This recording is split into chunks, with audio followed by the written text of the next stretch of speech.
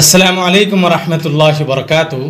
मुअज़्ज़ज़ नाज़रीन गिरामी, एक वीडियो बहुत ज़्यादा वायरल हो रही है। आप देख सकते हैं इस वीडियो के अंदर नमाज़ पढ़ी जा रही है। आपको नज़र आ रहा होगा कि जमात के साथ नमाज़ पढ़ी जा रही है, इमाम साहब नमाज़ पढ़ा रहे हैं। दरअसल ये नमाज नहीं पढ़ी जा रही है, बल्कि एक नए फितने को जन्म दिया जा रहा है, एक नए फ़िरक़े को जन्म दिया जा रहा है। ये जो नमाज़ पढ़ने वाले शख्स हैं, एक ही वक्त में एक ही मस्जिद में दो जमात की जा रही है, दो इमाम हैं और दोनों तरफ अलग अलग नमाज पढ़ाई जा रही है। एक ही सफ़ में खड़े हैं। आप देख सकते हैं कि सफ़ भी एक ही है। एक इमाम दाएं तरफ खड़ा है, एक इमाम बाएं तरफ खड़ा है। कुछ मुक्तदी चंद लोग एक इमाम के पीछे हैं, चंद लोग एक इमाम के पीछे खड़े होकर नमाज़ पढ़ रहे हैं।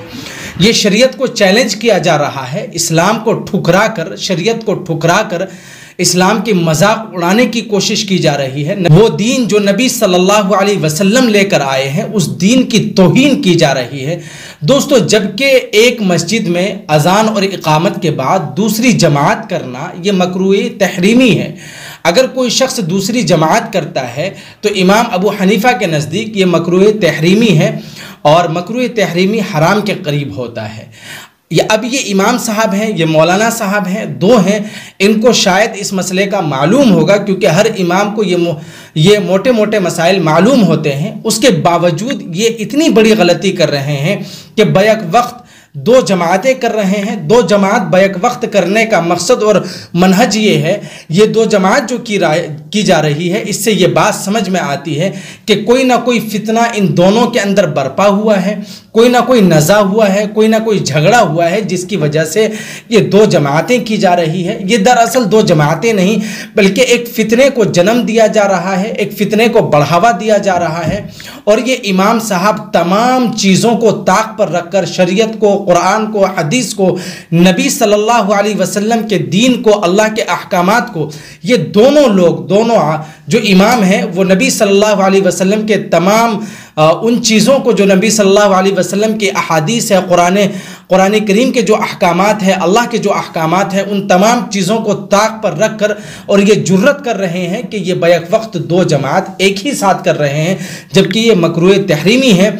और मैं इनके साथ साथ इन लोगों को भी मुखातिब करके कहता हूँ कि जो लोग इनके पीछे मुक्तदी बनकर नमाज पढ़ रहे हैं, क्या अल्लाह का खौफ आपके अंदर बाकी नहीं रहा है?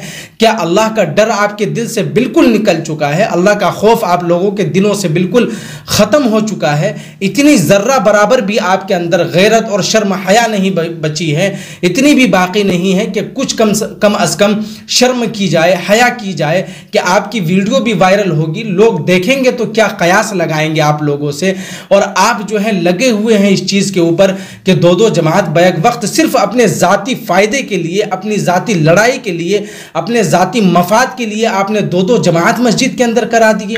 एक महल्ले की मस्जिद, अब इस मस्जिद का नाम भी आप देख सकते हैं, बिलाल मस्जिद है, और ये जोन 3 और सेक्टर 2 है। ये पता नहीं कहाँ की मस्जिद है, लेकिन नाम इस पर लिखा हुआ है, मस्जिद बिलाल लिखा हुआ है मस्जिद की दीवार पर, और दो जमात बैक वक्त की जा रही है। इतनी सी अगर गैरत बाकी होती इन लोगों के अंदर, इन इमामों के अंदर, इन मुक्तदियों के अंदर, इस गांव के अंदर अगर इतनी सी हया और शर्म बाकी होती तो ये कम अज़ कम रवैया ना करते। ये गुनाह और ये इस तरीके से ये शरीयत का मजाक उड़ा रहे हैं, शरीयत का मजाक ना उड़ाते भाई। बहरहाल नमाज है, नमाज के अंदर तो जो भी कराहत थोड़ी बहुत हो या ज़्यादा हो, कराहत होती है, लेकिन आप मकरूह तहरीमी को ईजाद कर रहे हैं। यानी कि मकरूह तहरीमी वो काम जो हराम के करीब है, यानी कि उसको अगर हराम कह दिया जाए तो कोई मुमानियत नहीं है, कोई मसला नहीं है। और ऐसी चीज़ें जो आप कर रहे हैं बैक वक्त दो जमातें, चलो एक बात तो समझ में आती है कि एक जमात हो गई, उसके बाद एक जमात कर रहे हैं, तो एक बात समझ में आती है कि कोई फितना था, कोई झगड़ा था, जिसकी वजह से दो जमात हो रही थी, एक बाद में हुई। लेकिन इतना शदीद झगड़ा, इतनी शदीद दुश्मनी, इतनी सख्त दुश्मनी कि एक ही साथ दो दो जमात की जा रही है। अल्लाह तबारक व तआला के अहकामात को, कुरान करीम को, नबी सल्लल्लाहु अलैहि वसल्लम के तमाम अहादीस को, नबी सल्लल्लाहु अलैहि वसल्लम की सुन्नत को पसे पुश्त डालकर और ताक में रखकर ऐसी जुर्रत की जा रही है। एक मर्तबा का वाकया है कि नबी सल्लल्लाहु अलैहि वसल्लम कहीं किसी काम की वजह से गए, वापस जब लौटे तो देखा कि जमात हो चुकी थी। नबी सल्लल्लाहु अलैहि वसल्लम ने मस्जिद के अंदर दूसरी जमात नहीं की, जबकि अगर चाहते तो दूसरी जमात कर सकते थे। बहुत से सहाबा वहां मौजूद थे जिनकी जमात छूट चुकी थी और नबी सल्लल्लाहु अलैहि वसल्लम चाहते थे दूसरी जमात उस मस्जिद के अंदर कर सकते थे, लेकिन नबी सल्लल्लाहु अलैहि वसल्लम ने दूसरी जमात ना करके घर गए और घर में जाकर नमाज अदा की। मस्जिद में दूसरी जमात नहीं की। इस वजह से कहीं कौम के अंदर, मिल्लत के अंदर, उम्मत के अंदर ये इसको जरूरी ना समझ लिया जाए और हर आदमी दूसरी जमात ना करने लग जाए, क्योंकि जिस मस्जिद के अंदर दूसरी जमात होने लगेगी उस मस्जिद के अंदर पहली जमात की जो अहमियत और आजमत है वो खत्म हो जाएगी। उसकी आजमत और अहमियत को रोन दिया जाएगा, तमाम चीजें खत्म कर दी जाएंगी, जिसकी वजह से नबी सल्लल्लाहु अलैहि वसल्लम ने घर जाकर अपनी नमाज अदा की। दूसरी जमात मस्जिद में अदा नहीं की। दूसरी जमात नबी सल्लल्लाहु अलैहि वसल्लम ने मस्जिद के अंदर करना मुनासिब नहीं समझा, बेहतर नहीं समझा। क्या आप नबी सल्लल्लाहु अलैहि वसल्लम से ज़्यादा समझदार हो गए थे? नाउजुबिल्लाह।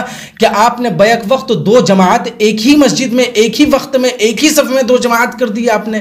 गैरत और शर्म आनी चाहिए ऐसे लोगों को, और ऐसे लोगों से बचना चाहिए। और अगर कोई नज़ाह है तो लोगों को चाहिए, उस गांव के लोगों को, उस महल्ले के लोगों को, आसपास वालों को, कि इस नज़ा को, इस झगड़े को जल्दी ख़त्म किया जाए, ताकि इस फितने से और इस झगड़े से और एक बड़े फितने को ख़त्म करके और फिर सुलह से इस पर काम लिया जाए और एक जमात की जाए, इस दो जमात से बचा जाए। अल्लाह का खौफ करें।